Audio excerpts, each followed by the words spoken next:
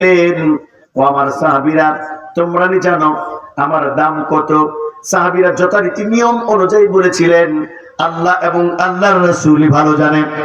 এমন সময় আল্লাহর নবী বললেন, শোনো, আমি নবীর দাম এত এত। আমি নবী পৃথিবীতে আসছি সবার পরে, জান্নাতে যাব সবার আগে। আমি নবী যেই পর্যন্ত আল্লাহর জান্নাতে প্রবেশ না করব, সেই পর্যন্ত কোন নবী আল্লাহর জান্নাতে প্রবেশ করতে পারবে না। সুবহানাল্লাহ কইবেন না? আমাদের দাম কত? আমাদেরকে আল্লাহ রক্ষা করতে চান, অপশন দিয়েছেন, সুযোগ দিয়েছেন। সে অপশন আর সুযোগগুলো আমরা গ্রহণ করি না। কি ধরনের সুযোগগুলো দিয়েছেন? এই ভয়ঙ্কর অবস্থান থেকে বাঁচার জন্য আল্লাহ পাক বলছেন, দৃষ্টান্ত নমুনা নবীজি স্থাপন করেছেন। এবারে নবীজি বলছেন, ও আমার সাহাবীরা, তোমরা কি জানো তোমাদের দাম কত? সাহাবীগণ বলছেন, হুজুর আমাদের আবার দাম কি?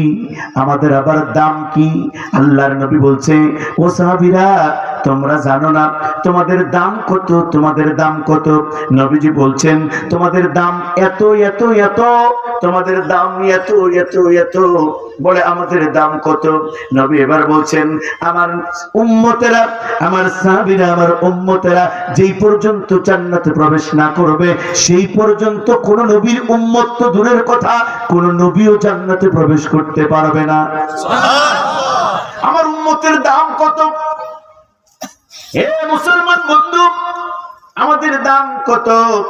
নবীজি বলছেন, আমার উম্মত যেই পর্যন্ত জান্নাতে প্রবেশ না করবে, সেই পর্যন্ত কোন নবীও জান্নাতে প্রবেশ করতে পারবে না। শুধু তাই নয়, নবী বলেন, আমার উম্মত দুনিয়ায় আসবে সবার পরে, জান্নাতে যাবে সবার আগে। জোরে কোন সুবহানাল্লাহ।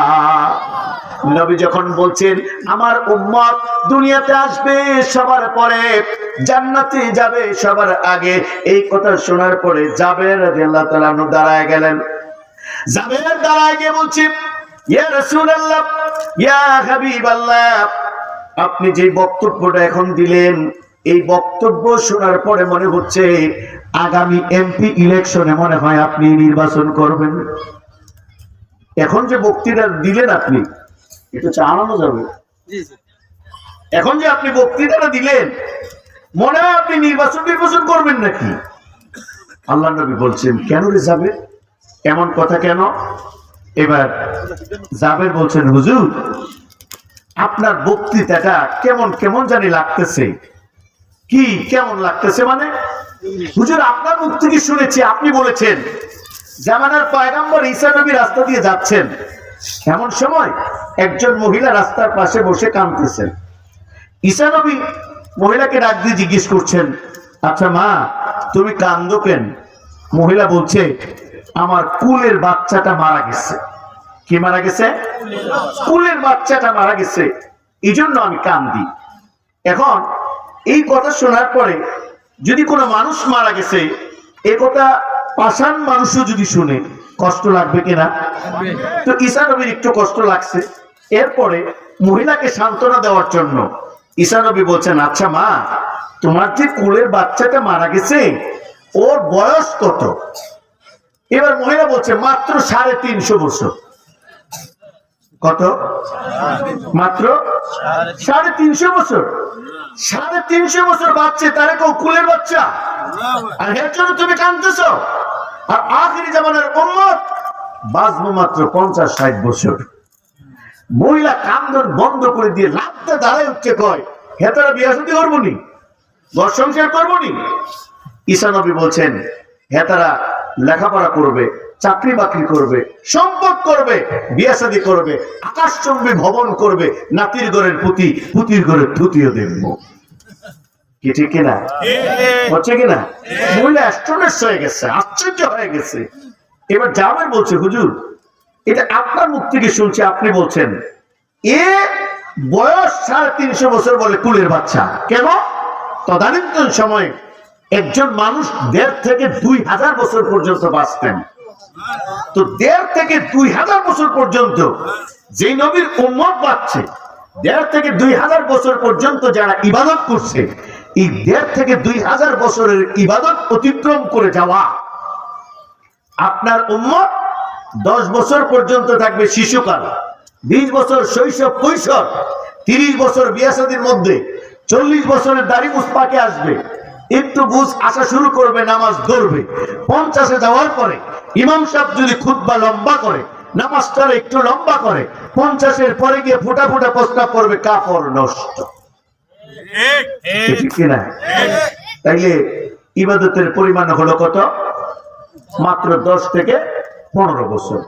মাত্র 10 থেকে 15 বছরের ইবাদত দিয়া 1.5 থেকে 2000 বছরের ইবাদত বন্দিগি কারণে ওয়ালাদেরকে পিছনে ফেলাইয়া আপনার উম্মত জান্নাতে যাবে। আপনার বক্তব্য নেতাগর মতো হইছে।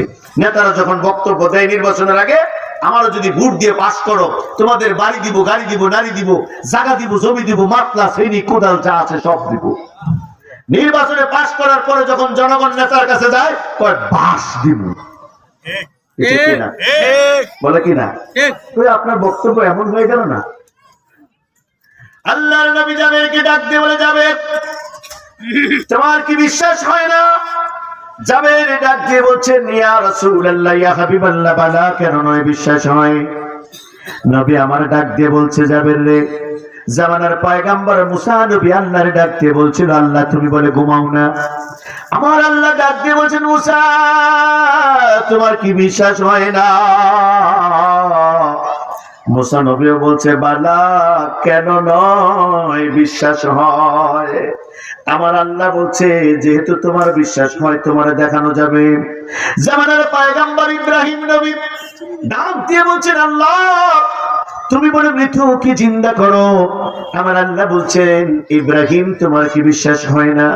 ইব্রাহিমও বলেছিল, বানা, কেন নয় বিশ্বাস হয়। ইতমা ইন্দা ইল্লা বিকল, দেখতে চাই শুধুমাত্র আমার অন্তরের প্রশান্তির জন্য। যেরকম সুবহানাল্লাহ।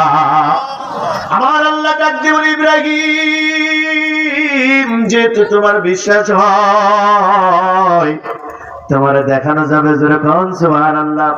মুসলমান ভাইরা বন্ধুরা রে আমার, এইবার জাবেরকে নবীজি ডাক দিয়ে বলে, জাবের রে, ইব্রাহিম নবী বিশ্বাস করেছিল বলে আল্লাহ তারে দেখাইছিল, মুসা নবী বিশ্বাস করেছিল বলে আল্লাহ তারে দেখাইছিল। ও জাবের রে, তুমিও বিশ্বাস করো, তোমারও দেখানো যাবে। যেরকম সুবহানাল্লাহ। আমার উম্মত দুনিয়াতে আসবে সবার পরে, জান্নাতে যাবে সবার আগে। কেমনে? জাবের তুমি অপেক্ষা করো, তোমারও দেখানো যাবে। জাবের এবার অপেক্ষা করছে। আল্লাহর নবীর উম্মত দুনিয়াতে আসবে সবার পরে, জান্নাতে যাবে সবার আগে। কেমনে? এটার বর্ণনা জাবের একটু অপেক্ষা করতে থাক, আমি একটু অন্য দিক থেকে আসি।